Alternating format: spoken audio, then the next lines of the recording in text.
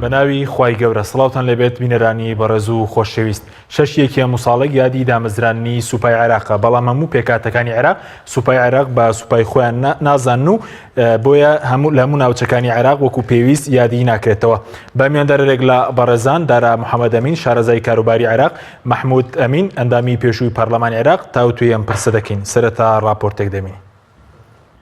شەشی کانونی دووەمی 1921 و بە دیاریکراوی لە سەردەمی پاشایەتی و حکوومەتی مەلیک فەیسەڵی یەکەمدا سوپای عێراق پێکێنرا کە ئەو کات عێراق لەژێر داگیرکاری دەوڵەتی بەریتانیای گەورەدا بوو. سوپای عێراق هێزی سەربازی فەرمی عێراقە بە هەردوو قۆناغی پاشایەتی و کۆماری لە چەند بەشێکی وەک زەمینی، ئاسمانی، دەریایی و فڕۆکەوانی سەربازی و بەرگری ئاسمانی پێک دێت. یەکەمین وەزیری بەرگری عێراق جەعفەر عەسکەری بوو کە دەوترێت کورد بووە و خەڵکی گوندی عەسکەری سەر بە پارێزگای کەرکووکە و بۆ ماوەی 1 ساڵیش 1922 بۆ 1923 سەرۆک وەزیران بووە. سوپا لە سەرەتادا لە یەک فەوج و بە ناوی فەوجی ئیمام موسای کاظم پێکێنرا کە بارەگاکەی لە بەغدای پایتەخت بوو. پاشان لە دیوانیە فیرقەی یەکەمی هێزی پیادە لە کەرکووکیش فیرقەی دووەم دروستکران. دوای 10 ساڵ لە دروستکردنی سوپا لە ساڵی 1931 هێزی ئاسمانی و 6 ساڵ دواتریش لە ساڵی 1937 هێزی دەریایی دامەزرێنران. ساڵی 1941 بە دیاریکراوی لە دوای 20 ساڵ لە پێکێنانی یەکەم فەوج سوپای عێراق یەکەمین شەڕی دژ بە دەسەڵاتی داگیرکاری بەریتانیا لە عێراق کرد. لەو کاتە بەدواوە زۆرترین کارەکانی سوپا لە بەشداری شەڕ و ململانەی نێوخۆی و کودەتادا بووە. یەکەمین کودەتاشی بە سەرۆکایەتی عەبدولکەریم قاسم بوو کە توانی لە ساڵی 1950 کۆتایی بە ڕژێمی پاشایەتی بهێنێت و دواتریش بەشداری چەند کودەتایەکی دیکەی کرد. جگە لە کودەتا سوپای عێراق لە سەرەتای هەشتاکانی سەدەی ڕابردوو بەشداری لە جەنگی 8 ساڵی عێراق ئێران کرد. لە 2 ئابی 1990 کۆیتی داگیر کرد. جەنگی دووەمی کەندا و شەڕی سەرکوتکردنی شۆڕشەکانی کورد و ڕاپەڕینەکانی باشوور چەند وێزگەیەکی دیکەی مێژووی سوپای عێراق بوون. هەرچەندە سوپای عێراق لە سەرەتاوە ئەفسەرانی کورد ڕۆڵی بەرچاویان لە دروستبوون و پێشکەوتنی دابووە، بەڵام لە قۆناغی ڕژێمی کۆماریدا کە لە ساڵی 1950ەوە دەست پێ دەکات، کورد و ناوچە کوردستانیەکان زیانێکی زۆری گیانی و مادیان لەلایەن ئەو سوپایەوە پێکەوت و بە درێژایی مێژووی قۆناغی کۆماری ئەرکی سەرەکی سەرکوتکردنی شۆڕشەکانی کورد بە سوپا سپێردراوە و لەو ڕۆژەوە درێخی نەکردو و دڕەندەترین تاوانی وەکو ئەنفال و کیمیایی باران و خاپوورکردنی هەزاران گوند و شار و شارۆچکەی دژ بە گەلی کورد ئەنجام داوە. لە ئایری ساڵی 2003 و پاش ڕووخاندنی ڕژێمی سەدام حوسێن و کۆتایی هێنان بە حوکمی 35 ساڵی حزبی بەعس بە بڕیاری پۆڵ بریمەر حاکمی مەدەنی ئەمریکا لە عێراق، ئەو سوپایی لە قۆناغی ئینتیدابی بەریتانیا بۆ عێراق دروستی کرد، ئەمریکا هەڵی وەشاندەوە. لە ئێستادا پشکی کورد لە سوپای عێراق لە لاوازترین قۆناغیدایە. ئێستا سوپای عێراق زیاتر سوپایەکی مەزهەبیە و نوێنەرایەتی زۆرینەی گۆڕەپانی سیاسی دەکات کە شیعەیە.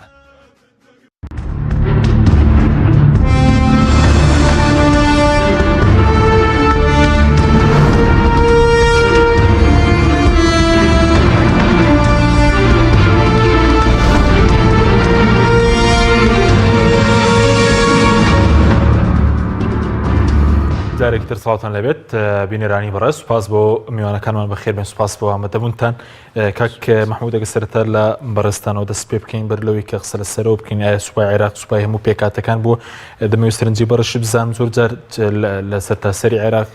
ساڵێک مەسەڵەن هەندێک ساڵ هەمووی پشووی فەرمیە، بەڵام ئێستا ساڵ لە هەرێمی کوردستان پشووی فەرمی نەبوو و حکوومەتیش ڕاگەنداوی فەرمی بڵاو نەکردەوە. ئایا پشووە نییە؟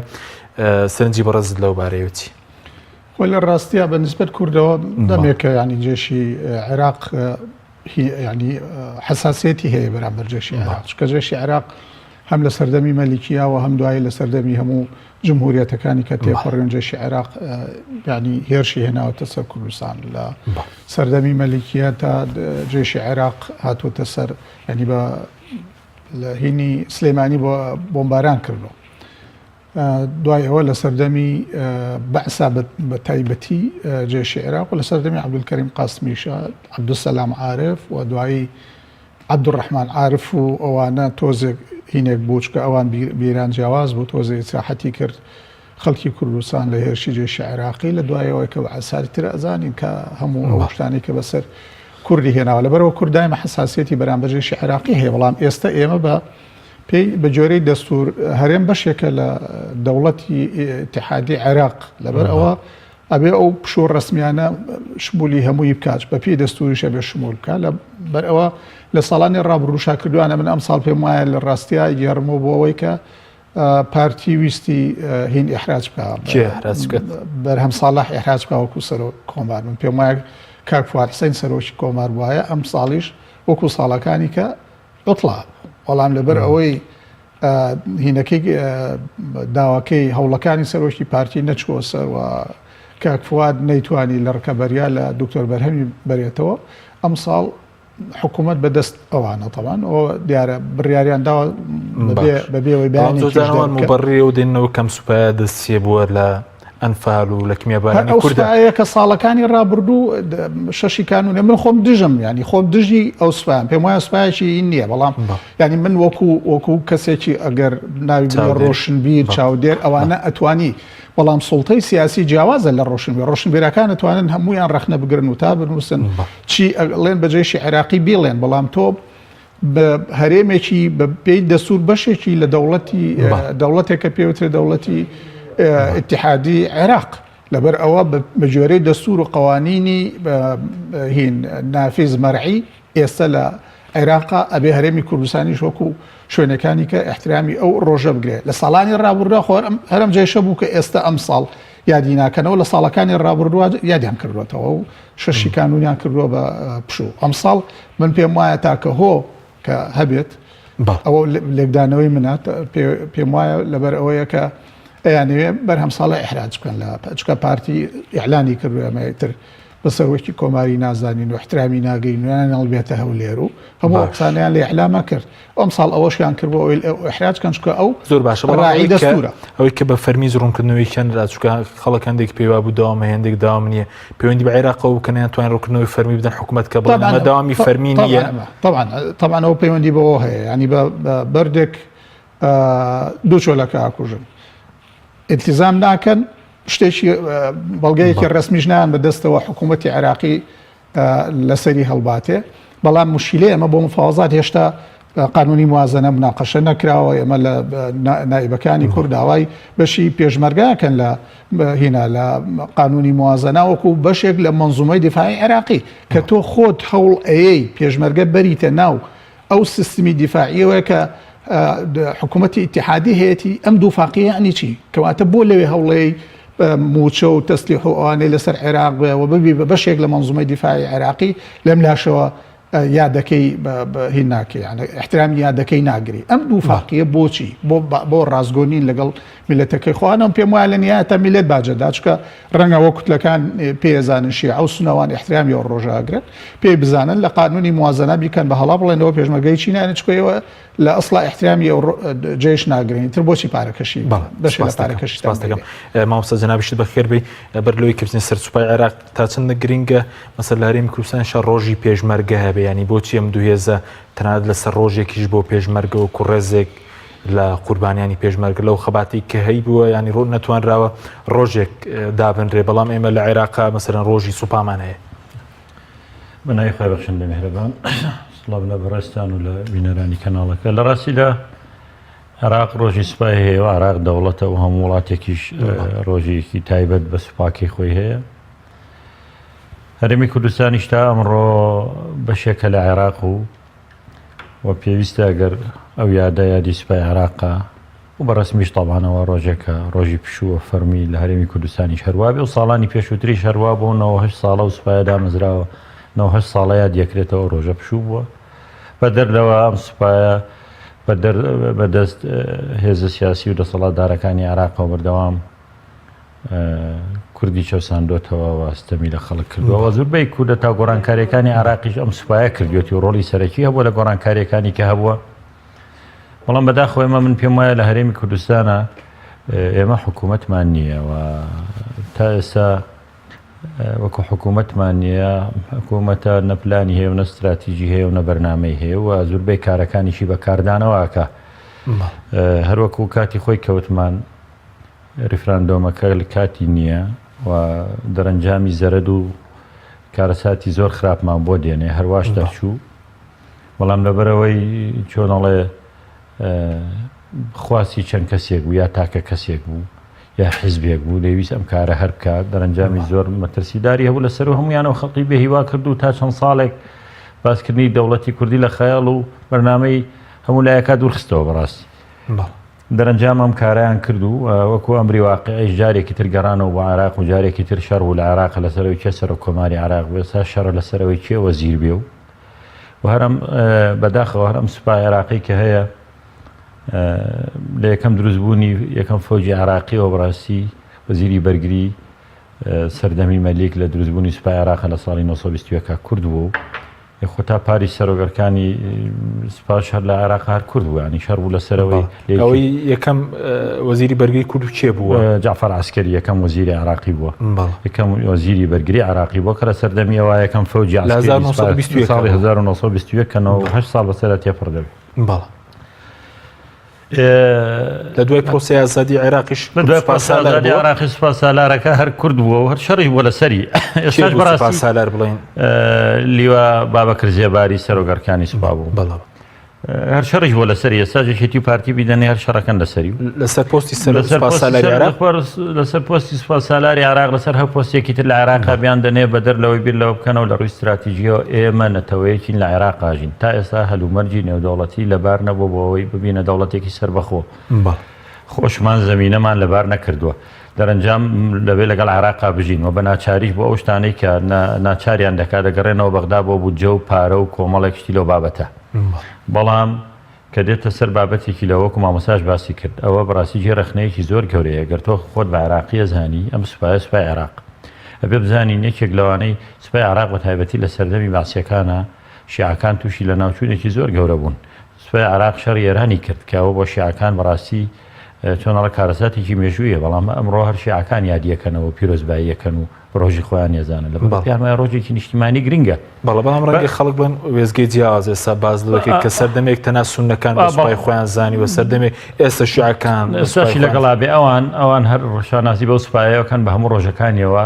لە ڕسمیاتە لە کەناڵی ڕسمیە هیچ یەکێک لە هیچ بەرپرسێکیان نابیستی ڕۆژێک لە ڕۆژان دژایەتی ئەو سوپایە قسە بکە ئەوە شتێکی ترە بەڵام برادرانی ئێمەش بەڕاستی وەکوتم ئێوە لە هەرێمی کوردستانمە حکوومەت و بەرنامەمان نییە من نازانم کوێ حکوومەت بڕیاریدا پەرلەمانی کوردستان بڕیاریدا حکوومەت بڕیاریدا ئەنجومەنی وەزیران بڕیاریدا لەسەر چ بنەمایەک دواتری ئێمە لە کوردستانە هەرێمێکین بۆمان هەبووە هێزی پێشمەرگە هەبێ و بەشێکە لە مەنزومەی دیفاعی عێراقی بەڵام ئەم هێزی پێشمەرگەیە بەڕاستی تا ئێستا هێزی پێشمەرگەی هەرێمی کوردستان نییە هێزی دو حیزبە میلیشیایە نەتوانراوە ڕێک بخرێ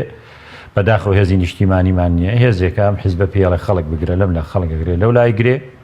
و هەموو ڕۆژانە ینی هەموو کاروکردەوەکانیان پێمانەڵێ ئەمانە هێزی میلیشیان و هێزی میلەت نین و بە بەرنامەی حکوومەتی ئیش ناکەن پارتیە لە 16 ئۆکتۆبەرەڵێ ئەمە بڕیارن لە حیزب وەرگرتووە ئەگەر کاک مەسعود سەرۆکی هێزی چەکدارە لە هەرێمی کوردستان ئەبێ ئەو بەرپرس بێ لە هەموو هێزەکان ئەگەر بڵێ بە قسەیان نەکردوم کە ئەبێ هێزەکانی ئەو نی و ئەبێ پێش هەموو کەس بڵێ هێزەکانمان هێزی حیزبین هێزبی میلیشیان هی حکوومەت نین بۆیش ئاوامان لێ هاتووە بەڕاستی ئەگەر ئێمە یەکیدارەیمان ویستە هەرێمان هەبوایە بوو هێزی پێشمەرگەمانی خستە هەبوو بوارەکانی کەمانی خستە ئێستاش بەڕاستی هەموو دەستگاکانی دەستگا ئەمنیەکان و ئاسایشیش و پۆلیسیش و پێشمەرگەش و هەموو ئەوانە حیزبین و دانانی خەڵقیش هەر لە ڕێگای مەڵبەند و لەقەکانەوە ئەکرێ و هەر بە تەسکیە ئەکرێ و هەر کەسێک بڕواخواان خەڵکێکی تردانێن کە ئەمە کارەساتێکی گەورەیە نەک بەرنامەیان نەبوو بۆی چاچیکەن لە بەرنامەشیانە نییە چکە پێیان وایە ئەگەر ئەو هێزە بۆ هێزێکی نیشتیمانی بۆ نمونە لەسەر ئەساسی موالیت خەڵکی کورد بچێتە سوپا و هێزێک دروست بێ هەموو کەس بێ و هەموو کەسێک تەمەنی بوو بە 18 ساڵیا بە 20 ساڵیا بە هەر چەندێک بەشداری ئەو سوپایە بکە و بە بێ جیاوازی لە بیر و بۆچوون و ئینتیمای ئیتر لە هەرێمی کوردستانە بژی تا تورکمانە کووردە مەسیحیە موسڵمانە و پاشان لە بیرروباوەڕی سیاسی هەرچیە ئەو کات هێزێکی نیشتیمانی دروست دەبوو و خەڵکی بەتواناوە ئەکادیمی ئەوانەی دەرچوی کۆلیژە سەربازیەکانن ئەوانە سەرپەرشتی بکەن کاک هەزاران کەسبانەیە پلەی لیوا و عەمید و عەقید و ڕائیدی هەیە و خوێنەوارە کارەساتێکی زۆر گەورەیە لە هیچ یاسایەکە جێگای نابێتەوە بەڵام ئەوانە کادری حیزبین و هەر ئەوانە خاوەنی بڕیار و هەر ئەوانەش دوجار بڕیارە دەن و لە هێزە سەربازیەکانە ئەکادیمیەکانی ڕۆڵیان پێ نەدراوە ئەمە کارەساتێکی گەورەیە کە نەهێشتووە ئەم هێزە هێزیەکی یەکگرتوو بێ هەتا یەکگرتووش نەبێتە هێزی نیشتیمانی من پێم وایە نەڕۆژی دەوێ و ناشتوانێ وەکو پێویست دەور ببینێ بەڵێ کاک محمود سەبارەت بە ڕۆژێک بۆ پێشمەرگە ینی پێ دوایە بۆی ملولانی حیزبیەوە کە پارتی ویکێتی ڕێک نەکەوتون طبعا ناتوان چکە تۆ تووشی ئیشکال لەبی ئەم ڕۆژێ ئێستا ئێمە هەندێک دیعای ینی کوردستانی گەوراکە بۆ 4 پارچە ئاڵایەکمان هەبێ بۆ 4 پارچە ڕۆژی پێشمەرگەمان هەبێ بۆ 4 پارچە مەسەلەن لەسەر ڕۆژی پێشمەرگە بۆ 4 پارچە ڕێیەکەوی لەسەر چ ئەساسێکدانی شۆرشی ئەیلولە شۆرشی کوردی خۆر هەڵاتە هیماباتە هی باکوور و پەکەکەیە لێرە هی یەکێتی و پارتیە ینی هی ئەوە لەبەر ئەوە من پێم وانیە قەت بتوانن ڕێبکەون لەسەر ڕۆژی پێشمەرگە یەکێ لە مینەکان هەروازی لێبێنین چکە دیسانەوە سەرڕایەوە هەموو کێشانەی کە هەمانە کێشەیەکی کەشمەوە دروستە بێت بەرەوە باسی ڕۆژی پێشمەرگە نەکەور باش خۆ بکە ینی ببێ بە هێزێکی نیشتیمانی دوای ئەو کاتە توانین ڕۆژی دروستبوونی و هێزە نیشتمانی بکەین ڕۆژ پاس دەکەم بەس سەبارەت بە سوپای عێراق بۆچی مەسەلەن لە هیچ کاتێکدا سوپای عێراق بۆچی سوپایەکی نیشتیمانی نەبووە یاخود تعبیری لە هەموو پێکاتەکان نەکردووە جگە لەوەی کە لە سەردەمی باسە مەسەرن کوردیان فال کردووە مەسەلەن دیاتەکانی کوردستانی وێران کردووە بەڵام لە دوای 2006 تعبیری بۆچی لە هەموو پێکاتەکان نەکردووە خۆی ئەوە لە دوای 2006 جێش لە هەموو دنیاە جێش هینە پێوترێ پارێزەری سنووری نیشتیمان ینی مەسئولیەتی جێش پاراستنی ئاسایشی دەوڵەتە کیانی دەوڵەتەکە ئەپارێزێ سنوورەکان ئەپارێزێ دەست وەرناداتە کاروباری ناوخۆی وڵات مەسەلەن سەرۆکێک زابتێ بتوانێت ئینقیلاب بکات سەرۆکێک جێژ بەکاربێنێ لە جی حیزبێکی نەیاری خۆیان لە دژی میلەتەکەی بەکاری بێنێت جێش کە ئەم وەزیفەیە بینی سیفەتی نیشتیمانی بوون لە دەستەدا جێشی عێراقی بەردەوام ئەم هینەی هەبووە ینی ئەم دەستوەردانی هەبووە لە کاروباری ناوخۆیان بەردەوام لە سەردەمی مەلەکیەوە بەکار هاتووە بە تایبەتی لە سەردەمی بەعسا زۆر خراپتر بەکار هات ینی لە لای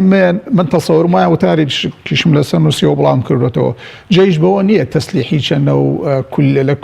زابتەکانی لە کولیاتی ئەرکانی کولیاتی پێشکەوتوی دنیا تەخەڕوجەکەن و باشترین شێکی هەیە و باشترین زابتی عەسکەری ئەوانت هەیە بەوە نابێت بەجێشی نیشتیمانی بەوە ئەوێ بەجێشی نیشتیمانی ئاخۆوە لای بۆ نیشتیمانە یا بۆ قائیدە یا بۆ حیزبێکی معەنە کە وەلای بۆ قائید یا بۆ حیزبێکی معەن هەبوو ئەو قائید و حیزبە معەنە توانیان بەکاری بهێنن بۆ بەرژەوەندی تایبەتەکانی خۆیان سیفەتی نیشتیمانی بوون لە دەستەدا بەو نەوعابێ زۆر لە جێشەکانی منتیقەی ئێمە جێشی نانیشتیمانین جێش لە سەردەمی باسە جێشی نانیشتیمانی بۆ بەلێکدانەوەی من وەکوتم بتارم لەسەر نووسیەوە بڵام کردێتەوە جێشی لیبی جێشێکی نانیشتیمانیە چونکە عەقیدیان ئەپاراست و بنەماڵی عەقیدی ئەپارێز جێشی لیبی جێشی سووری بنەماڵی حافظ ئەسەد و حیزبی بەعس ئەپارێزێ جێشی یەمەنی هەموو ئەو جێشە ئەو نیزامە خراپانەی منتیقەکە جێشیان سیفەتی نیشتیمانیان لە جێشدا ماڵیوە و وەکوتم پەیوەندی بەوە نییە چەکی بەهێزی هەیە پێشکەوتوتی چەکی دنیا بکارێنێ زابطەکانی لە کولیاتی عەسکەری عالەمی تەخەڕوجەکان هیچ پەیوەندی بەوە دوای 2023 کە کولتوڕۆڵی شێبوو لە مەسەلەن بنیادنانەوەی ئەم جێشەکە پۆڵ بریمەر هەڵیوەشاندەوە لە دوای 2023 ینی بۆچی نەتوانرا مەسەلەن سوپایەک پێک بێت لە هەموو پێکاتەکان ینی ڕەچاوی هاوسەنگی وەکو کاکداراوتی تا نەیکەی بە جێش بەهین ئەوە پێیان ئێستا جێش هەر بە وەکو هەموو مؤسساتی تری عێراق محاسەسەیە ئەوە بۆ شیعە ئەوە بۆ کورد ئەوە بۆ سونە لە ئەوڵەوە طبعا هەموو پێکەتەکانی تیا و بە تایبەتی کورد زۆر بوو کورد و شیعە وردە کوردیش تەسفیە بوو بەشێک لە زوباتی سێردەمی جێش بەشێک نا بە هەزاران ئەگەر نەڵێم ڕەنگە نزیکەی 10,000 زڵابتی سەردەمی جێشی سەدام حوسێن گەڕاونەتەوە ناو مؤسسەکانی جێش و سەرپەرشتی جێشەکەن ئێستا مشکلەکە لەوایە وەکووتم وەلای دابش بۆ جێشی عێراقی لە دوای 2003ەوە کە دروست بۆتەوە وەلای دابش بۆ مەسەلەن جاران ئەگەر وەلای تەنیا بۆ سەدام حوسێن و بنەماڵی سەدام حوسێن و تکریتەکان هەبوو بێ ئێستا مەسەلەن ڕێیەکەوێ لە لیوایەکە فەوجێ گۆلای بۆ ئەم ئیمامی شیعە و فەوجێکیان بۆ ئەو ئیمامی سونە ئەوانە هەیە ینی لەبەر ئەوە لە ڕاستیە جێشی نیزامی و جێشی نیشتیمانی واهی دروست ناکرێت لە ئەسڵا ئەمەی لەسەری ئەڕوا ئێستا ڕاستەوە تەسلیحی خەریکە بەهێزە بێ فێری شەڕکردنەوەوانە بە تایبەتی لە شەڕی داعشا کۆمەڵی هێزی کاریگەری ینی جێش قوتێکی زۆری پیا کردووە بەڵام مشکلەکەوە لە پاڵ جێشان هینی هەیە ینی چەکداری تر هەیە خۆی کە چەک لە دەستی هینا نەبوو چێش لە دەستی دەوڵەتان نەبوو خەڵکی کە توانی حیزب و میلیشیا فەرمی بێسرن لە سوپای عێراق ئێستا مەسەلەن ئێمە لێرە وەکو کاکداراوتی لێرە یەکێتی و پارتی میلیشیان هەیە باش ئەمانە بە حساب بەشێکن لە مەنزومەی دیفاعی عێراقی بەڵام هێزی نیشتیمانی نین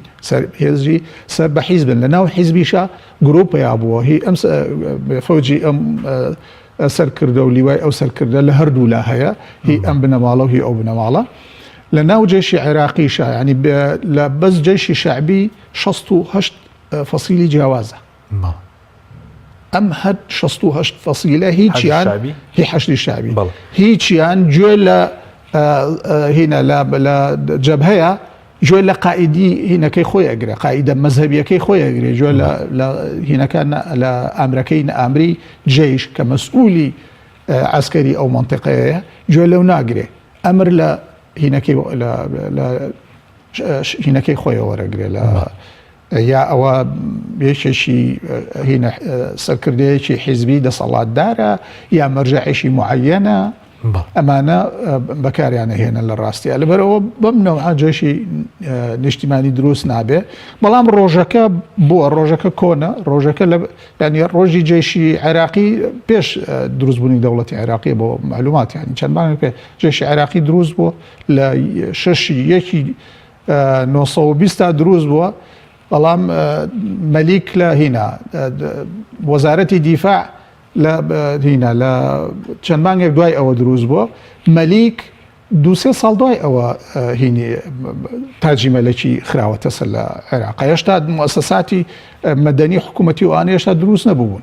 یان لەبەرەوە جێش لە پێش دەوڵەتیشەوە دروست بووە لە عێراق سپاس دەکەم مامۆستای گەورە بەرە سپارەت بە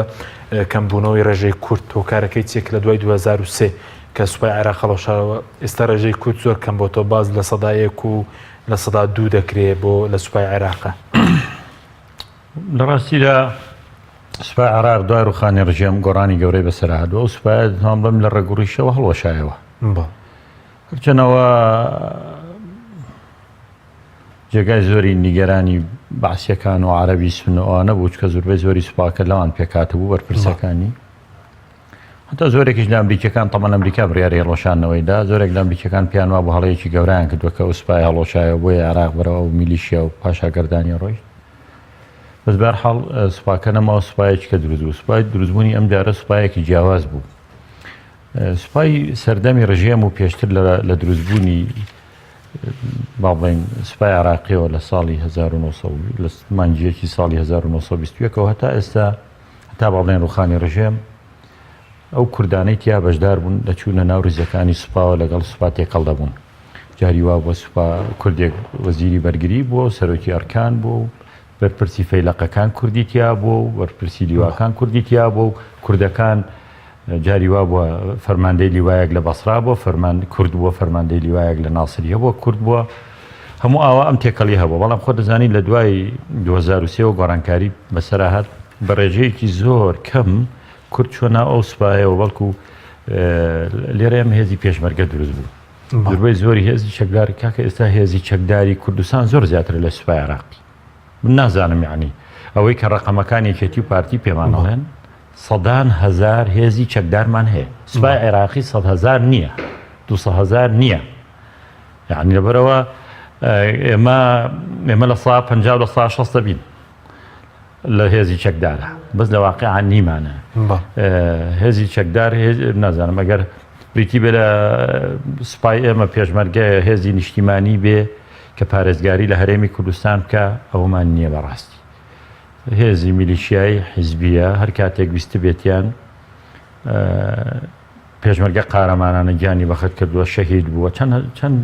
چەند شەهید و بریندارماندا لە شەڕی داعش دەرەنجام لە شەو ڕۆژەکە هەمویان بە سیاسەتێکی هەڵە تەسلیم کردەوە هەر بیران لەو نەکردەوە خوێنی ئەم شەهیدانە بۆ پێشمەرگە چوو لە مووسڵ شەهیدیدا چۆ دیالە شەهیدیدا پێشمەرگە چۆ ناوتکریت شەهیدیدا بەڵام بەڕاستی بە سیاسەتێکی هەڵەی ئەمانە کارێکیان کرد هەموو ئەوان بە فیرۆدا و لە شەو ڕۆژێکە هەموو ناوچەکانیان تەسلیم کردەوە. ئێستا پێشمەرگە بۆ ئەوانە بزانن ناخوا چۆن خەڵک بفرێنێ و بەبێ دادگایی و دوایش لەسەری ڕێکەوە و جارێککە بەری دەنووسێنێ بیفرێنەوە. ئێمە هێزێکمان نییە پارێزگاری لە سنووری نیشتیمان کاسرونی هەرێمی کوردستان بکە بڵێن ئەمەیە. ڕاستی هێزی چەکدارمان بەناو زۆرە بە موچە و پارە زۆرە. هەتا ئێستا ئەو ژمارانەی ئەمان تەسلیمی بە بەغداڵێن ئێمە هێزی چەکدارمان هەیە بە هەموو جۆرەکانیەوە ئەچێتە سەر و 400,000 چەکدار. ئەمە جێشێکی جەرارە کەم وڵاتی دنیا هەیەوانەی هەبێ. 5-6 ملیۆن دانیشتوانین و 400,000 هێزی چەکدارمان هەیە ئەمە زۆرین لەبەرەوە ئەو هێزەی کە لە عێراقا هەیە سوپاکە ئەسڵەن سوپاکە وەک سوپای جاران نەماوە. سوپاکە لەسەر ئەساسێکی مەذهبی دروست بووە زۆرێک لە سەرکردەکان لەبەرەوە ئینتیمای بەعسیان هەبوونایان هێژ بگەڕێنەوە زابتە گەورەکان خانەنشین کرانیان ڕۆیشتە دەرەوە یا عێراقیان بە جێهێژیاتیا چوون کەمێکی کەمیان گەڕانەوە و سوپای عێراقی ئێستا هێزێکی دیاریکراوی مەحدودە ڕاستی ئێستا ڕۆژ بە ڕۆژ بەهێزیەکەن و بەتوانایەکەن بەڵام دەرەنجام هەر سوپای نیشتیمانی نییە. ئێستا هێزەکانی حەشتی شعبی ئەوانە زۆر بەهێزترن پشتیوانی زۆرتریان نەکرێت ڕۆڵی زۆرتریان هەیە و ئەو شوێنانەی حەشتی شعبی بۆی بچن سوپا ناتوانێت ڕێیان لێ بگرێ بەداخەوە عێراق شوای لێ هاتووە. بەڵام ئێمە کۆی کە لە هەرێمی کوردستانین و هێزی سوپامان نییە پێشمەرگەمان هەیە هێزی چەکدارمان هەیە هێزی چەکداری ئێمە بەڕقەم و ژمارە کە برادرانی یەکێتی و پارتی بە ناوی حکوومەتی هەرێمەوە پێمان هەڵێن زۆر زیاترە لەو هێزە چەکداری کە لە عێراقا هەیە. هەتا ئێستاش بەرپرسانی حکوومەتی عێراقی لە حکوومەت و لە پەرلەمان و لە هەمووی هەر پرسیارەکەن ئەم هەموو هێزە لەکوێ بەجددی حقیقەتی خەڵکی کوردستانی بپرسێ ئەم هێزە لەکوێن کە بەحسا بە مەموچیان هەیە وتر نازانم بندیوارە سەردیوارە شتی ترە مهم لەسەر و 400,000 هێزی چەکدارمان هەیە کە بریا 50,000 هێزی منەظەمی هەممان هەبوایە نیشتیمانی بواە دەستیێڕدانی ڕێژەی کورد ئەمە خراپە کە ڕێژەی کورد کەم بۆ تۆ بە پێ مەسەلاگەر لە 170 بێت بۆچی کورد لە 170 عێراقا کاتێکە پێشتر لە 100 سالار کورد بووە من ڕێیمان نییە من ئەزان چۆنە نا ئێستا کورد بۆ خۆی لە ناو سوپای عێراقا نەماوە و کورد ئێستا بەشێک نییە لەوێ کورد ئێستا سیاسەتێک ممارەساکە ناوەیە بڵێ بەشێک لە عێراقم ناوەیە دەوڵەتە و ناشتوانێ بێ عێراق بژی. کورد هێزی چەکداری عێراقی بەڕقەم کورد لە عەرەب زۆرترە لە 170 تێپەڕاندووە بەڵێ مهم کوردستانە لە عێراقا هەرێمی کوردستانی عێراق بەشێک نییە لە عێراق ئەم هەرێمی کوردستانیە کە بەشێکە لە عێراق بەرپرسانی ئەم هەرێمە کە بەشێکە لە عێراق و پێشمەرگەش بەشێکە لە مەنزومەی دیفاعی عێراقی ئەڵێن ئێمە 400,000 و 400,000 چەکدارمان هەیە موچەی ئەوەندا ئەدەین عێراق لێمە 400,000مان نیەکەوە بێەوە هێزی چەکدارتان لە ئێمە زۆرترە. ئەوە وەختێکە بێ گەرەمان بڵێن ئێمە هێزی چەکدارمان نییە دێنێ ناو سوپای عێراقەوە ئێمەش کۆمەڵێک فەوج و لیوا و ئەوانە دروستەکەین هەشە یکاکە کورد بەرپرسانی کورد هەر لە بەغدا چەند فەوج و لیوان هەیە من نازانم ئێستا چەندی لێوێ ماوە هەرماوە بەشێک شیاتۆتەوە لێرە نەک هەرێم هەیەی و نەک حیزب هەیەی لێرە بەرپرسی شەیەتی هەر بەرپرسێک فەوجێکی هەیە لیوایەکی دوانی هەیە و لەبەرەوە ئێمە هێزی چەکدارمان وەکو هێزی چەکدار زۆرە و بڕێژەکەشی لە 170 و لە 20 زیاترە ئەوەی لە ناو سوپای دەڕاستی ئەمەش بەشێکە ئەمەش بە حساب بە پێی دەستورە بێ بەشێک بێ لەو سوپای عێراقی کە هەیە خۆی سوپاکە ئاوە ماوەتەوە لەبەرەوە لە عێراقیش کاتی خۆی تەجنیدی ئیجباری هەبوو کە تەجنیدی ئیجباری هەبێ ئەو کاتە بۆ خۆی بەشێک لە سوپاکە هەر کورد دەبێ بە ئیجباری بە پێشماری دانیشتوان بەڵام خۆی ئێستا تەجنیدی ئیجباری نەنەماوە تەتەوعش خۆ دەزانی ئەو ڕێژەکەمە کوردە نەبێ لەوێ پلەیەکی نەبێ کورد خۆی ناچێ خۆی تەتەواکە لە بەغدا و لە بەسڕا و لەو ئێزان ئەوەش کاریگەری بۆ لەسەرەوەی کە ئەو ڕێژەیە کەم بێتەوە مەگەر ڕسبێرۆش تەجنیدی ئیجباری کە ئێساندێک لە پەرلەمانتارەکان لە ئەنجومەنی نوێنەرانی عێراق پرۆژەیەکیان ئامادە کردووە کە ئەمە بێتەوە من نازانم تا چەند سەرکەوتوو ئەبێ و جێی خۆیەگرێ و بە بۆچوونی من لە کوردستان شتی لەو بابەتەمان هەبێ ئەو کاتە هەموو کەس کە گەیشتە موالید و تەمەنی خۆی دەبێ بچێتە ناو ڕیزەکانی سوپاوە و بە تێکەڵی هەموو کەس وەکو یەک هەموو هاوڵاتێک کە پێ بڵێن عراقی بەشداری سوپا کاک. سپاسن دەکەم ناوبڕێکمانێ دواتە گرم بۆ لای بەڕستان بەڵێ بینێرانی بەڕست ناوبڕێک و دەگەڕین وڵات. تۆپ ئارت تاکە بریکاری تۆڕی میدیایی کۆمەڵ بۆ دروستکردن و بڵاوکردنەوەی ڕیکلام. تۆپ ئارت دنیا دیکۆر بۆ کەوانتەر و تەختەی ئەرزی. لە دنیا دیکۆر ئامادەین بۆ دروستکردنی کەوانتەر و دانانی تەختەی ئەرزی بە باشترین کوالیتی و نرخی گونجاو. دروستکردنی کەوانتەر بە خواستی خۆتان بە کەرەستەی MDF و HDF و HPL و R-Click و داری سروشتی و باڵۆن پرێس. هەروەها دروستکردنی کەوانتەری تاقیگە و WC و کابینات با کەرەستەی کۆمپاکت لامینات کە دژە بەکتریا و دژە ئاو و دژە ئەسیدە. بۆ دڵنیابوون لە کوالیتی و نرخی گونجاو تەنها دنیا دیکۆر هەڵبژێرە. دنیا دیکۆر.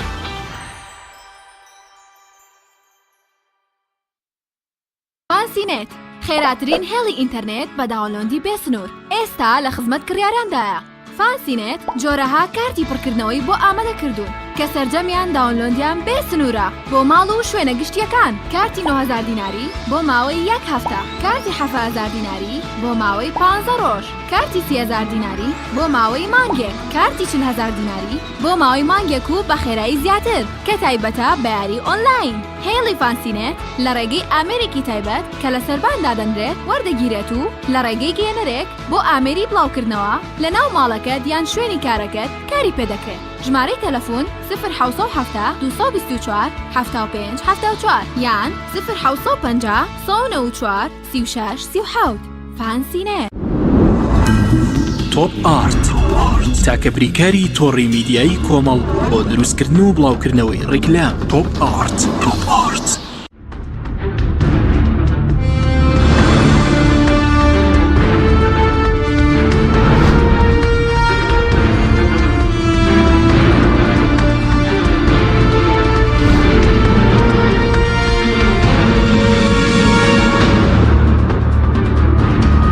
جارێکی تر سڵاوتان لەوێت بینێرانی بەڕێز. کاک محمود دەگەڕێم و لای بەڕێزت لە چاو هێزی چەکدارە وەکو مامۆستا مەژەی پێکرد ئێمە لە هەرێمی کوردستانە وەکو هێزی چەکدار لە عێراق زیاتر هێزی چەکدارمانێ؟ بەڵێ ئێمە ئەوەی خۆیان ژمارەکانی کە لە هەرێم بڵاوە بێتەوە 428,000 موچەخۆر سەر بە یعنی هێزەکانی ئەم هینە ینی بە پێشمەرگە وەزارەتی پێشمەرگە وەزارەتی ناوخۆ 428,000 کەس موچەی لەسەر ئەو دوو وەزارەتە وەرەگرێ. بەڵام ئەو دوو وەزارەتە لە حکوومەتی عێراقیە حکوومەتی ئیتیحادیە بە حەشدی شعبیشەوە ناگەنە 300,000 چەکدار. یعنی ناگاتە 500,000 لە ناگاتە 300,000 نەک 500. یعنی هێشتا ئێمە نزیکەی 130,000مان لەوان زیاترە یعنی کە نابێ ئێمە ئەوان ئێستا بە ئێمەواڵێن 38 ملیۆنین ئەگەر ئێمە 5 ملیۆن بین ئەوان 33 ملیۆنیان ئەمێنێتەوە بە 33 ملیۆن 300,000 هەیە بەڵام ئێمە بە 5 ملیۆن 428,000 کەسمان هەیە. یعنی ئەمە طبعا لە هیچ شوێنێکی دنیا طبعا منطق قبولی ناکە نە منطق قبولیەکە نە عەقڵ قبولیەکە و خەلەل دروستەکە لە ڕاستیە چونکە بە پێی ستانداردی جیهانی هێزی چەکدار بۆ نسبەی هێزی چەکدار بۆ ژمارەی دانیشتوان ستاندارد تا 2 لە 100 تا 2 نیوتۆ بڵێ تا 3 بەڵام ینی بڕوا بۆ لە 130 و لە 140 ئەوانە یعنی شتی زۆر نامەنتەقیە و بۆیە ئێمە زۆربەی هەرچەند ئێمە لە 2014 قانونی موازنەش لە هەرێمی کوردستانە نییە نازانی ئەو پارانە چۆنێن و چۆن سەرفەکرێت بەڵام زۆربەی هین بۆ ئەو دەستگایانە ئەڕواکە بەداخەوە تاوەکو ئێستا نەبوون بە هێزی نیشتیمانیشانی نیشتمان پارێزن حیزبە پارێزن ئەو باشترین نمونە ئەم کادری گرتنە لێرە یەکێتی کوڕی کادرێکی عسکەری پارتی گرتووە ئەڵێ گوایە تاوانی کردووە و پۆلیس ناردوێتی و گرتویانە لەو لا پارتی مەسئولی حیزبی گرتووە دوای دیل بە دیلیان پێکردن ینی ئەمە مەهزەلەیە کە طبعا ئێمە ینی لە ڕاستیە ئەمە هینە ینی سوکایەتیە بە میلەتەکەی خۆشمان و ناوبانگی هەرێمەکەی ئێمە زۆر خراپتر ئەزڕێن ینی دوای ئەو هەموو ڕەنجەی کە یاومانە ئەو هەموو دیعاایی کە کرا ئەمە هێزی نیشتمانی دروستەکەن و پێشمەرگای بە بەیەک و ئاسایش و پۆلیس و نازانچی ئەوە دەرکەوت کە تازەترینینە دوای ئەو 30 ساڵە نزیکەی 30 ساڵ تازە هێزی ئەو هێزەی کە لە دەمی میلەتەکە ئەجگیرێتەوە بۆیان و ئەیانێتەوە بە حساب میلەت ئەپارێزێ کە چی بەکاری هێن بۆ بەژەوەندی دوو حیزب لە هەرێمی کوردستانە کە یەکێتی و زۆر باش بەس وەکو پێشمەرگە پێشتر هەوڵێک کە بوو کە مەسەرەن موچەکانیان بخرێتە سەر عێراق یاخود هاوتای سوپای عێراق بکرێت بۆچی ئێمەمان توانێت مەسەرەن بکرێتە بەشێک لە سیستەمی بەرگری ئایا بکرێت باشە نەکرێ یاخود تەراوە بمێنێتەوە ئەو خۆی بەپێی دەستور بەشێکە دەستور ئەیڵێ هەرس ناوی ناوە پاسەوانی هەرێن ئەنی وەکو پێشمەرگ ناوی ناتۆ لە دەستور پێشمەرگەش لە ناو کەوانەیان ئەڵێ پاسەوانی هەرێن هەرس العەقلی دەستورە لەناو دەستورە قوبوڵە بەبێ بین هەوڵێکی هەوڵ دراوە من بەڵگەیەکم لە بەردەستە ئەمە لە 8 دوای 2007 لە جیاتی شیعات ئەو کاتە سونە لە ناو مؤسساتی دەوڵەتان نەبوون هەر خۆتان نەزانن ینی ڕەزیەوەیانە کرد بەشداری مؤسساتی حکومڕانی بکەن لەبەرەوە شیعە و کورد لە جیاتی کورد بەڕێز دکتۆر فواد معسووم لە جیاتی یەکێتی و خوا لێ خۆش بوو دکتۆر سعدی بەرزنجی لە جیاتی پارتی ئیمزایان کردۆ لە جیاتی شیعە جەلالەدین سەغیر کە یەکێکە لە دامەزرێنانی مەجلیسی ئاعلا ئەمانە لە 8 دوای 2007 ئەو کاتە سەرۆشی پارتی ئێستا سەرۆشی هەرێم بوو و مالیکی سەرۆکی سەرۆگۆزیرانی عێراق بوو ئەڵێن ڕێکەوتون طبعاً ئەڵێ یەتم الاتفاق ئەم بەڵگەیە لە لای منە لە ڕاستیە یایەکەی بە دەست بۆ زیاکراوە لەوە ئەچێ هەر تەمەکە ڕاست بێت چکە ئەمی هەمووی بە چاپ نووسراوە کە سیغەکە خوێنیتەوە لەوە ئەچێت تەمەکە ڕاستتر بێ لە یەتم چکە یەتمیان ینی هێشتا ڕێکەوتن نەکراوە بەس ئەکرێ لە ئەسڵاوەی کە بە چاپ نووسراوە هەر تەمەکەی ئەنجا ئەگەر تەمەکە بخوێنینەوە لێ تەم الاتفاق بين رئيس الوزراء ورئيس الإقليم حول النفقات والتسليح والتجهيز حرس الإقليم كجزء من منظومة الدفاع الوطني يعني بكين بكوردي عليه سەرۆکی هەرێم و سەرۆک وەزیرانی عێراق ڕێکەوتن لەسەر خەرجی و چەکدارکردن و تەجهیزاتی ئیترەوانەی کە بۆ حرەسی ئەقلیم کە مەبەست لێ پێشمەرگەیە ئەبێ حکوومەتی ئیتحادی دابینی بکە بۆ چونکە پێشمەرگە بەشێکە لە منظومەی دیفاعی ئەمنی عێراق ئەم کاتە بەپێی ئەمە لێران نەنووسراوە ژمارەکە بەس بەپێی زانیاریەکانی من ئەو وەختە مام جەلال بە ڕەحمەت بێ ئەویش سەرۆک کۆمار بووە ڕێکەوتون لەسەر 7,000 ئەمان مام جەلال لەگەڵ مالیکیە قسەی کردو بۆ بە 8,000 بەڵام ئەو کاتە سەرۆکی هەرێم رازی نەبوو داوای 120,000 کردو ئەوانیش ئیتر ئەمە نەبوو ئەگەر ببوایە بەپێی زانیاریەکانی من کە زانیاری وردم لەلایە لە ڕاستیە لە بەهۆی شەڕی داعشەوە وەزارەتی پێشمەرگە هینێکی وردی کردووە سەرژماردنێکی وردی کردووە پێشمەرگە چەندی ئەتوانێت لە جەبهە بەکاری بێنێ لە نەیانتوانیوە لە 33,000 زیاتر پێشمەرگەی شەڕکرد پیا بکەن بۆ شەڕی داعش یعنی ئەگەر ئێمە 2007 دەمە لەکەیە لە 2014 حەڤەیە ئەوەی پێیان نەکراوە بۆ شەڕ بەس ئەگەر تۆ لە 2007 هەرێم رازی بواە 8,000 پێشمەرگە بە تەدریب و تەسلیح و تەجهیز و موچە و نەفەقاتی هەموو وەکو منظومەی دیفاع عێراقی ئێمە چەند قەزاجمان نەکرد لە ڕاستی ئەوە کە نەکراوە خەتای کاربەدەستانی هەرێم بوون کە ئەمە نەکراوە ژنا وەختی خۆی حکوومەتی عێراقی رازی بۆ ئەمە بکە ئەمان داوای زۆرتریان کردووە بۆ ئەمە با یەک زانیاری کە بۆ ئەوەی ئەمە لە هەوڵەکانی ئەمە داوای ژمارەی وردیان کردووە بە هەر بەپێی زانیاری ئەمانە زانیاری نییە هین نییە زانیاریە لێکدانەوە نییە بەپێی زانیاری من 2 جار هەرێم هینی دوو ژمارەی جیاوازی داوە بە حکوومەتی عێراق یعنی هەر خۆی ئیتر لەبەر چەند بووە بەڵێ جارێکیان مثلەن بۆ نمونە طبعا دانە چەند زابطی هەیە چەند مەراتیب هەیە چەند پێشمەرگەت هەیە داوای هەمووی کراوە ژمارەکە فەرقی زۆرە بێژگە لە ژمارەکە فەرقی زۆرە ڕوتبە مثلەن مەحموود ڕەزا لە لیستی یەکەما بۆ بڵێ بە نمونە مقدمە لە لیستی دووەما کردویانە بەلیوە لە ماوەی چەند مانگێکە ئەم هینایان کردووە یعنی دوایی لە بەغا تەماشایان کردو ئەم هۆسەیە بە چۆن یعنی ئەمە کەواتە ئەمە هێز نییە ئەم زانیاریانە هەموویان بۆیە سقیان بە زانیاریەکانی هەرێم نەماوە ئەم دوو حیزبم زەرەرانیان لە هەرێمداوە لە پێشمەرگەشیان داوە لە پێش هەموو کەسێکەوە سپاس دەکەم مامۆستا پێ دوایە بە پارتی وشێتی بەرپرسیاری سەرەکیێنێ خۆیان نانویستووە مەسەڵەن پێشمەرگە بێتە بەشێک لە سیستەمی بەرگری مەسەڵەن عێراق و بەوەی کە موچەکە لە ژێدەستی خۆیاندا بێت یاخود هۆکارەکەی چی عێراقیش خۆی مەسەڵەن لەگەڵ ئەوەدانی کە مەسەڵەن موچەی پێشمەرگە بە تەواوەتی دابین بکات لە ڕاستیە جێتی و پارتی وەکو دوو حزبیشیان کردووە ئیشی دەوڵەتداریان نەکردووە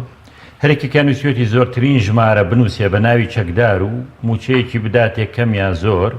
ئەگەر مانگانە ڕبع موچە و نیو موچەش بوو بێت چونکە موچە بە سیستەم نەبووە لێرە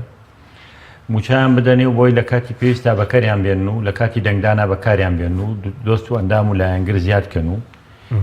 تۆ ناکرێ یعنی 100,000 خانە نشینی شۆڕشی ئەیلول هەبێ بۆ شۆڕشی ئەیلول چەند چەکداری هەبووە ئەی چەنی شەهید بووە چەنی وەفاتی کردو چەنی بەڕۆیشتووە چەنی ماوە هەموو پێشمەرگەی شاغەزانی ژمارەکەی چەند بووە ئێستا بۆ ژمارەکەی چەند گەشتە 5,000 ناچێتە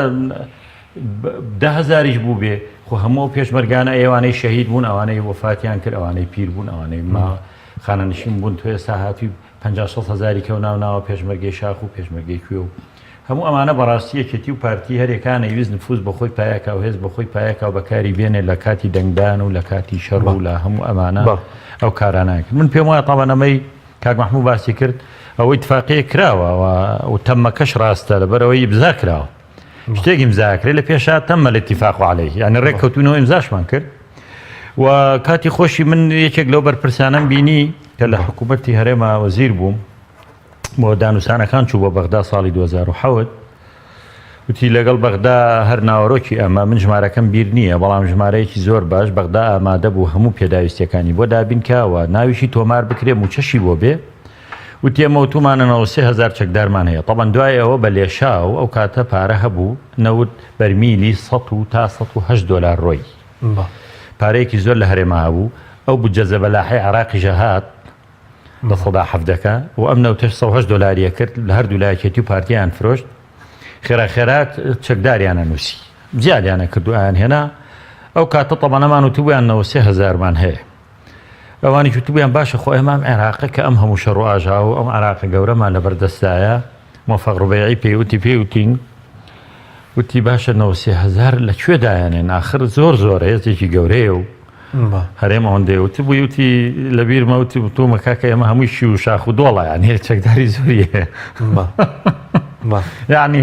ئەمە مەحزەلەیە بەڕاستی نەتیجەکەیشی داوای ناویان لێکردبوون داوای لیستیان لێکردبوون نانتوانی لیستێکی یەکگرتوو بدەن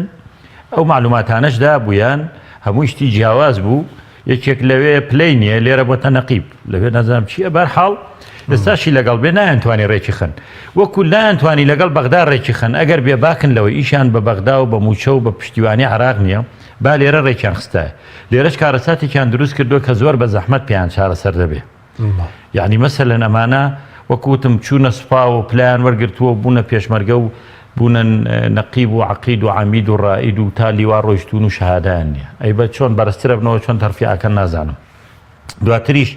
ئەم هێزانە تاکەی ئاوان ئاڕێک و نامنەظەم بن تاکەی موچە و پێداویستیان کە شەڕ نابێ موچیان نادەنێ دوایەخن کە پێویستیان پێبێ موچەکان بۆ پێشەخن پێش شەڕی داعش پێشمەرگە جاریوا بوو بە دووسێ مانگ موچیان نادانێ بەڕاستی ئەتر دوایان قەینا هەفتەی لە مانگێکە هەفتەیە داوام بکەن هەر بۆەوەی کە داوای موچەکە نەکەن ئەمە بەڕاستی نەپێوترێ سوپای نظامی نەپێوترێ پێشمەرگە نەپێوترە جێشی نیشتیمانی جگە لەوەی هێزی میلیشیایە و لە مافەکانیشیان مەحرومە بن ناتوانن پێداویستەکانیشیان بۆ دابینکەن ئەگەر هێزێکی منەظەمی دیاریکرا و هێزێکی نیشتیمانی بۆیە هەموو پێداویستێکیان دەبوو بۆ دابین کرا پێشمەرگە پێویستی بە زەوی بێ بۆی دابین کرێ بە شوێنی نیشتەجەبین بێ بۆی دابین کرێ موچەیەکی باشی هەبێ بۆی دابین کرێ چەک و پێداویستەکانی بۆ دابین کرێ دەورە و کادر و تەدریبە بۆی دابین کرێ هەموو ئەمانە هەبووایە واوەی پێشمەرگەی و گیانی خۆی بەختەکە دیار بێ و ئەوەش کە دانیشتۆ لە ماڵەوە ناوێن ناوە پێشمەرگە و قاچی خستۆتە سەر قاچی ئەمە سیستەمێکە لەوی تریەکەی هەمان ناود لێ ناو ڕۆژێک لە ڕۆژان فیشێکێکی نەتەقاندووە ئەمەش ناوانەی پێشمەرگە ئەمە سیستەمێکە لەوی شێکی بەڕاستی ئەمە سیستەمیان لە پێشمەرگەکان کردو پێش خەڵقی تر و بەڵێ پێشمەرگی حەقیقین و پێستەمیان لە کەسوکاریشیان کردووە لە مناڵەکانیشان لە کەسوکاری شەیدەکانیشان کردووە بۆی کە ئاوا هەشتویانەوە وەگەر بێت و ئەم ئێستاش چارەسەر نەکرێ بەڕاستی بۆ داهاتوو شەر کارەساتێکە چونکە من پێم وایە هەرێم ئێستاش ئامادە نییە لەگەڵ عێراقا لەسەر و بودجە موازنەی ڕێککەوێ و ئەم داهاتە تەسلیمی بەغدا بکە و بەغداش ئەگەروانە بێ و ڕێژێنانێرێ دەرەنجامی ژەگەرنەوە جارێککە بۆ وەزیری دارایشکە کورە چەندە بەرپرسیارەتی لەسەرەکە مەسەرەن موچەی پێشمەرگە بە تەواوەتی ببڕێتەوە چونکە من قسەم لەگەڵ ئەندامی کلیژنی دارایی کرد وتی حاجی شایبی 122,000 وەکو ژمارە 2 تریلیۆن و 500 میلیۆن دیناریان بۆ تەرخانکراوە بەڵام پێشمەرگە و هیچ بڕێکی بۆ دیاری نەکراوە نەژماری دیاریکراوە نەبڕی بودجەکەی حەشی شعبی هێزێکە لە عێراقا بەڕسمی ناسێنراوە و ئەنجومەنی نوێنەراندا پیاناوە بۆ تێزێکی ڕسمی لە منزومەی دیفاعی عێراقیا جێکراوەتەوە حکوومەت و سیاسەت و مەرجعیەت و هەموو پشگیریەکەن بەڵام ئێمە لە هەرێمی کوردستان ئەوەی بەرپرسیارە تەنها وەزیری دارایی نییە وەزیری دارایی یەکێکە لە بەرپرسەکان بەرپرسانی حکوومەتی هەرێم بە یەکێتی و پارتیەوە بەرپرسن لە ژیان و گوزەرانی هەموو ئەو خەڵکە بە پێشمەرگەشەوە بەرپرسن لە ڕێخستنەوەی پێشمەرگە لە بە نیشتیمانیکردنی پێشمەرگە لە دابینکردنی پێداویستیەکانی پێشمەرگە لە بودجەی پێشمەرگە و غەیری پێشمەرگەش بەس وەکوتم ئەمان بەڕاستی چۆن پێشتر خەمیان نەخواردووە بەلایەنەوە گرنگ نەبووە و من پێم وایە فشارێکی حەقیقیشیان لەسەر نەبووە ئێستاش کە لە پێشەوە ئێستاوە کاتی موازنە و بودجە و عێراق مەرجی هەیە بزانم ئاخا حکوومەتی هەرێم تا چەند بچێتە پێشەوە و کە بە بۆ چوونی من هیچیان جێبەجێ ناکە و بێخەمی شەرەوەی فشارێکی لەسەر وێ لەلایەن پێشمەرگە و غەیری پێشمەرگەشەوە بڵێ کوا مافەکانی ئێمە کا مستەحەقاتی ئێمە بۆ چەکدارێکی حەشی شعبی مانگانە لە کاتی خۆیان موچەکەی بەبێ بڕین وەرگێ بەڵام پێشمەرگەیەک دوای دایان ساڵ پێشمەرگە و گیان بەختکردن نیموچەی بدرێتیان نەیدرێتیا بە دوو مانگارێ کەم حوت زۆر بە کوردی سەبات بۆی کە بەرز وتت کە سوپای عێراقی سوپایەکی نیشتیمانی نییەوە مەسەرەن لەوێش گروپی نافەرمی هەیە وان گروپی بهێزن بەس بۆ هەرێمی کوردستان ینی چارەسەر چی ینی بۆەوەی کەم هێزەکانمان بەدامەزراوی بکەین جیاواز لە عێراق نمونێکی باشتر لە عێراق پێشکەش بکرێت لە بەدامەزراوی کنیزت چەکدارەکان بە تەعمیم نەبێ ینی کە نیشتیمانی نییە من وەصفی جێشی نیشتیمانی و جێشی نانیشتمانیم کرد کە وەلای بۆ نیشتمانیاننا ئەم جێشی عێراق لە شەڕی داعشا دەرکەوت کە جێشێکی منزەبیتە و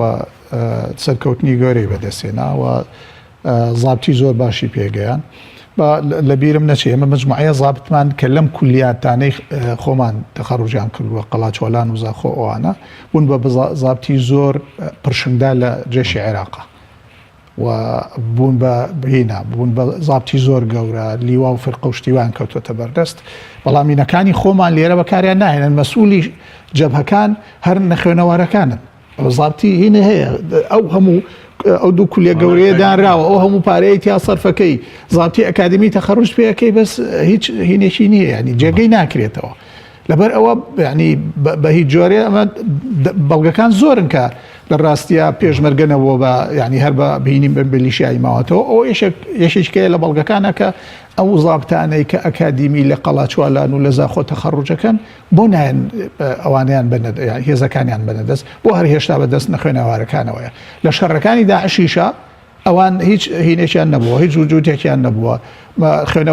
نەخوێنەوارەکانی هەردوو لا دابش کراون بەسەر میحوەرەکانەوە بوون بەهین بوون بە مەسئولی میحوەرەکان ئەمە غەدرێکی گەورەیە لە پێشمەرگە و لەو زابتانە ئەکرێت کە پارەی میلەتیان تا خەرجەکرێ بەڵام بەس ئەو کاریمانەوەی ئەوان تەناوەیە کێس نەخرێتەوە بە کورتی طبعا تا نەبێ بە هێزی نیشتیمانی ناکرێ و ئێستا هیچ ئینێک نییە یەکشتم لەبیر نەچێ وەزیری دارایی عێراق ناتوانێت لە ڕاستیاوانە ینی با گلەی لەو نەکرێت کە وەزیری دارایی عێراق ناتوانێت ئەمە بکە ئەوە بەدەست وەزیری دارایی عێراق نییە ئەوە بەدەست مفاوەزاتە هەموو ساڵێک حکوومەتی هەرێم ئەزانێ قانونی موازنە هەیە لە هینا ئەبێ ئەم ساڵ کە قانونی موازنە تاوا بۆ بچێ مفاوەزات بکە بۆ قانونی موازنەی ساڵی داهاتوو بەس نایکە لە وەزیر و نائیبەکانیان پێ ناکرێت. سپاس دەکەم زۆر سپاس بۆ بەڕێزان محمود ڕەزامی ئەندامی پێش و پەرلەمانی عێراق هەروەدارە محەممەد ئەمین شارەزای لە کاروباری عێراق. سپاس بۆ بینێرانی بەڕێز سپاس بۆ کاران تا بەرنامێکی کە خواتان لەگەڵ.